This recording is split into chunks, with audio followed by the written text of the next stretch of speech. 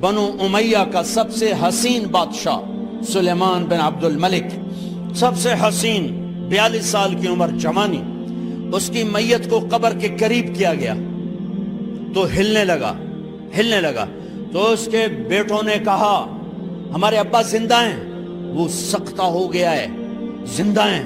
عمر بن عبدالعزیز رضی اللہ رحمت اللہ علیہ فرمانے لگے ارے بھتیجو زندہ نہیں ہے، قبر کا عذاب جلدی شروع ہو گیا ہے، بلا عجل اللہ بالعقوبہ، چھپاؤ، جلدی چھپاؤ۔ عمر بن عبدالعزیز جس تخت پر بیٹھے اس پر سلیمان تھا، اس پر ولید تھا، اس پر عبد الملک تھا، ان تینوں نے اپنے من کو راضی کیا، عمر بن عبدالعزیز نے اپنے رب کو راضی کیا۔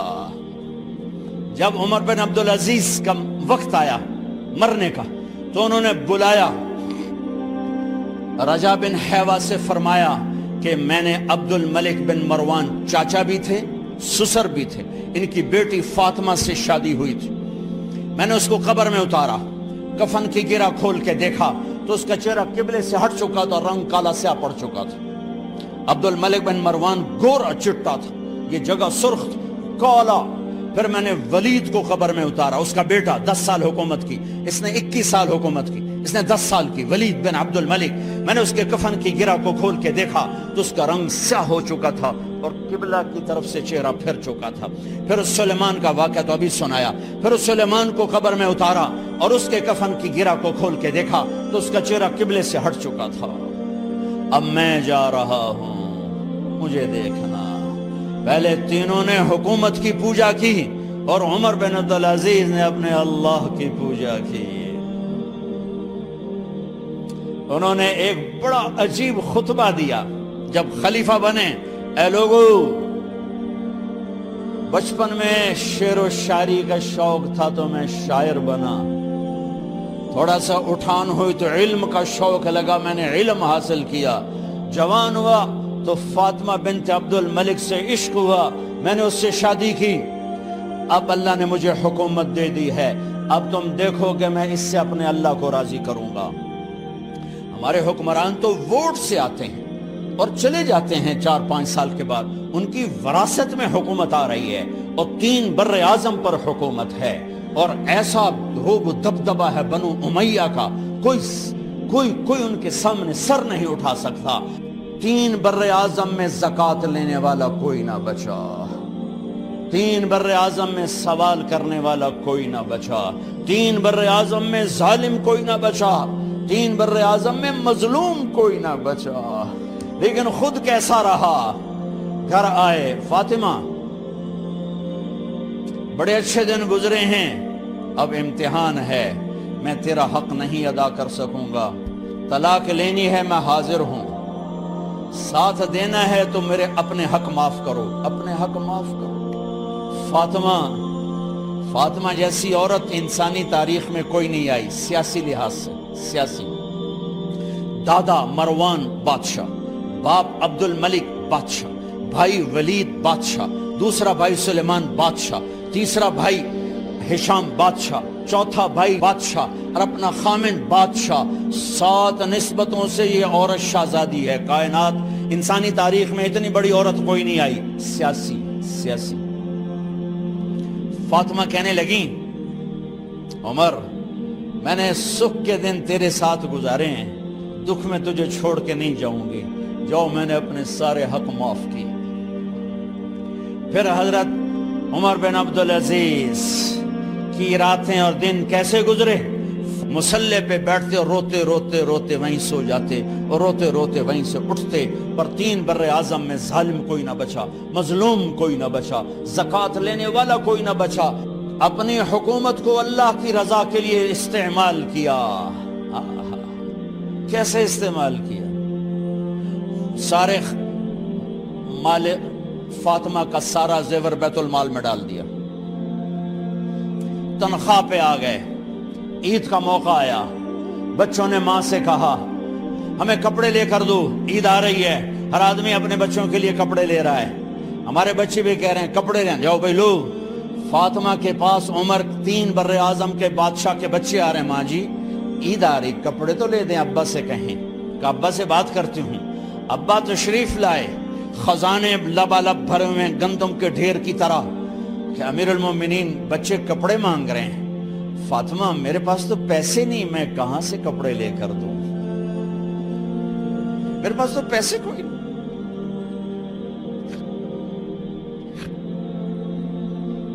حضرت فاطمہ نے کہا پھر بچوں کا کیا کروں؟ کہا پھر مجھے بھی نہیں پتا کیا کروں۔ اس کے پہلے 3 حکمرانوں نے لوٹ مار کے بازار گرم کیے، ظلم و ستم کے پہاڑ توڑے، اور آج اسی خزانے پہ ایک شخص بیٹھا ہے جو اللہ کو راضی کرنے کے جھنڈے گاڑ رہا ہے۔ تو فاطمہ نے کہا آپ ایسا کریں، اگلے مہینے کی تنخواہ ایڈوانس لے لیں، اس سے میں اپنے بچوں کو کپڑے لے دیتی ہوں، اور گھر کا خرچہ میں مزدوری کر کے گھر کی روٹی چلا لوں گی۔ ارے اپنی تاریخ پڑھو، صرف ڈرامے ہی نہ دیکھتے رہ جاؤ، صرف گانے ہی نہ سنتے رہ جاؤ، اور بھی دکھ ہیں زمانے میں محبت کے سوا۔ انہوں نے اپنے بلایا وزیر خزانہ مزاحم، اپنا ہی غلام، ہاں بھائی مزاحم، ہمیں بچوں کے کپڑے چاہیے، تو اگلے مہینے کی تنخواہ ایڈوانس مل جائے۔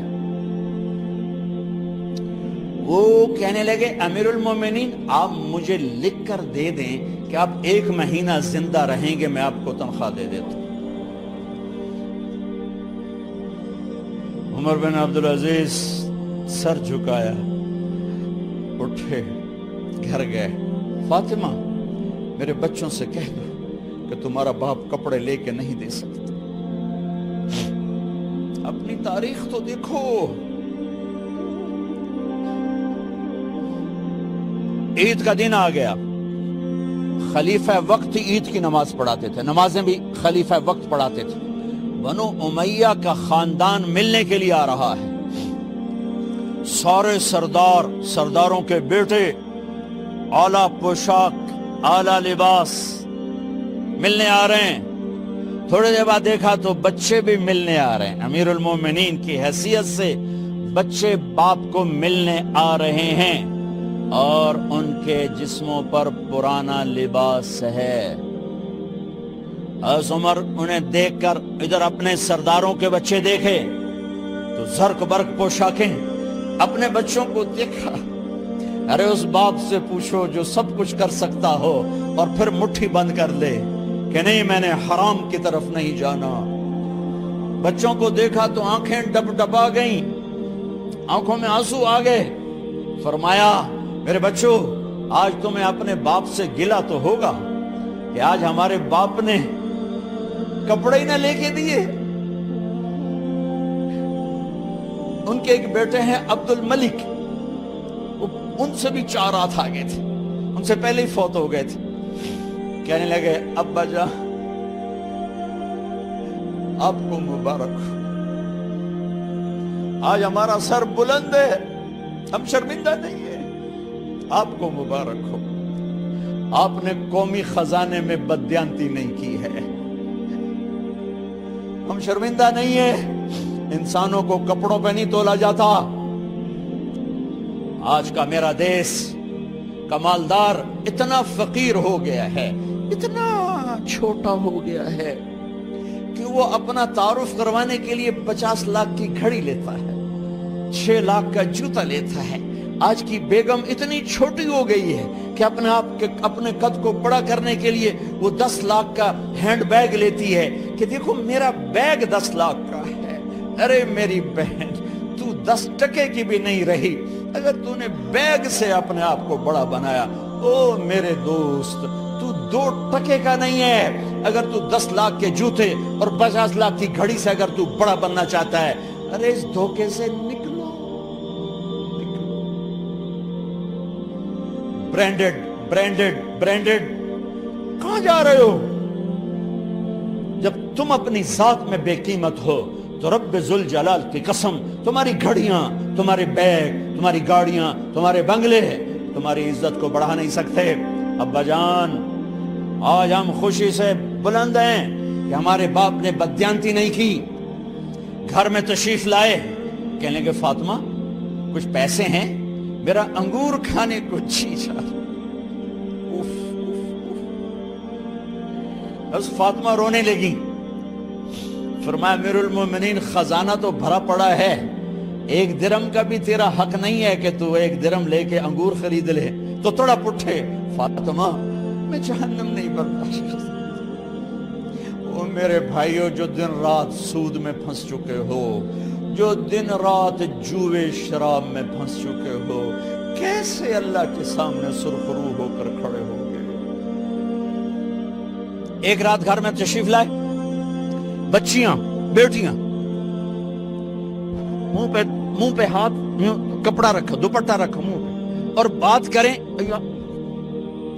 آپ نے پوچھا ارے کیا ہوا تمہیں، یہ منہ پہ کپڑا کیوں رکھتی ہو؟ تو خاموش ہو گئی، لیکن گھر کی خادمہ رو پڑی، کہا امیر المومنین آج آپ کی بیٹیوں نے کچا پیاز توڑ کے اس سے روٹی کھائی، سالن کھائی، اور میرے آج کا تاجر کہتا ہے جھوٹ نہ بولوں تو کاروبار کیسے، میرا افسر کہتا ہے رشوت نہ لوں تو گزارا کیسے کروں۔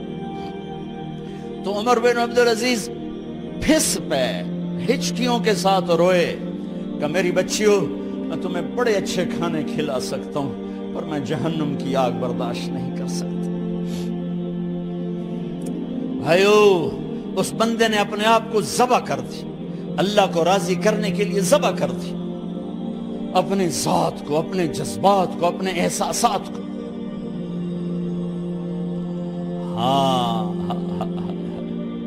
اب اللہ نے صلہ کیا دیا، جب انتقال ہوا ہونے لگا تو بلایا رجا کو، جو میں بات پہلے چھوڑ کے ادھر ان کی تھوڑی سیرت بتائی کہ رجا اب میں مرنے لگا ہوں۔